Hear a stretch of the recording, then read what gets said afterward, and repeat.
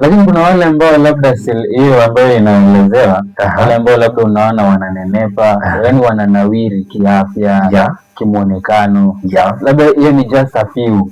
Kuna wale wa grassroots level ambao hatuwaoni.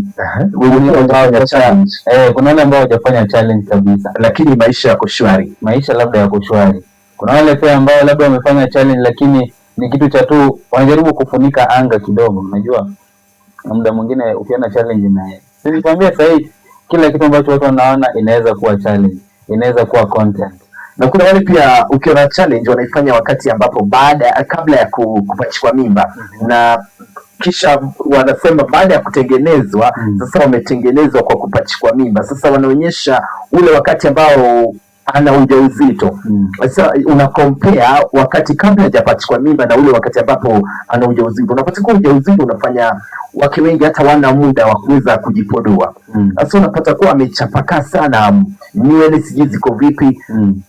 Sasa unafanya comparison, unalinganisha kabla apachikwe mimba alikuwa vipi na baada ya kuwa na ujauzito, maisha yamebadilika kwa njia ipi? Umesema ukimwangalia anakaa gurudumu ya military vehicle. Yani amechoka.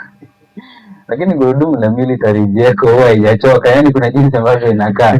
Kwa sababu inapitia sehemu nyingi, si miba, si makombora, yani vitu vingi sana. Lakini yote 9-10 kila mtu siku hizi sasa ameamua challenge ni kila kitu. Na video anashangaza sana. Kuna wakati pia huu wimbo wake Christina Shusho, ule wakati ambapo sijui kwa mwaka gani, kuna mwaka ambao Christina Shusho aliweza kuja humu nchini, na kuna wimbo wake ambao ulikuwa na trend sana, ule wanashusha nyavu. Kila mtu alikuwa anaenda kushusha nyavu Kindu baby. Shusha nyavu. Sijui kuna sehemu fulani hapo. Sini sehemu ya nashusha nyavu. Lakini kuna part fulani sijui nimesahau. Lakini nilikuwa naona challenge, jinsi ambavyo watu walikuwa wanafanya challenge, unashangaa kwani WhatsApp. Unajua watu wanabadilisha nyimbo za watu in a different way. Sasa wanajua ni wimbo wa Mungu, lakini jinsi ambavyo sasa wanaufasiri huo wimbo, unashangaa kwani WhatsApp na watu. Kwanza wa Kenya. Hapo ndo mahali ambapo niligundua kumbe hadi wimbo wa Christina Shusho wanashusha nyavu unaweza kucheza kwenye club. By the way, wimbo ulikuwa na trend sana kwenye club on 31st. I remember on 31st. Most of the clubs ulikuwa naona huo ndio wimbo ambao ulichezwa hiyo siku. Nashusha nyavu. Watu walivuka mwaka na huo wimbo.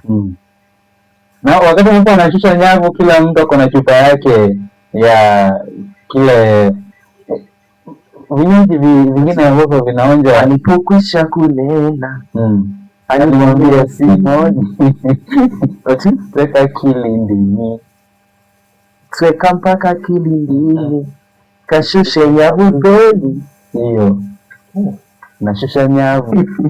Sasa wakati ambapo tunashusha nyavu, tunazamisha huo mwaka, tunaanza mwaka mwingine. Watu wanacheza sana nyimbo za Christina Shusho. Christina itabidi ambaye chukulia hatua na atachukua baada ya album nyingine. Watu tena nigana siku ndio watu wamegundua kuwa labda wanapata the inner ama the deeper meaning ya hizo nyimbo. Kwa kweli hizi nyimbo si za siku hizi, si za juzi. Ni nyimbo ambazo zilirekodiwa kitambo, na mimi nashangaa mbona sasa zitrend sasa hivi. Watu wana realize the deeper meaning. Bado tunangoja ile waraka wa amani ndio wafanye Wayahudi. Huo ndio wimbo ambao sasa tunasubiri utolewe. Dakika 54 baada ya saa 2 usiku, tunasalia dakika 6 iweze kugonga mida ya saa 3, na kama dawa, unajua hapo mida ya saa 3 ya tunasema ni request hour. Tuambie kibao kipi ambacho wewe kama msikilizaji wetu ungependa uchezewe wani. Nambari ya simu 0754886358, nambari ya rafa 0112901129, na pia kukumbusha tu tuko live pale Facebook at presenter Martin Mutinda. Watch, comment, share, na usisahau follow. Ndio nimezama mambo ya subscription sana mpaka nasema subscribe. Ewe msikilizaji, usisahau na usikose subscribe. Usikose kufollow.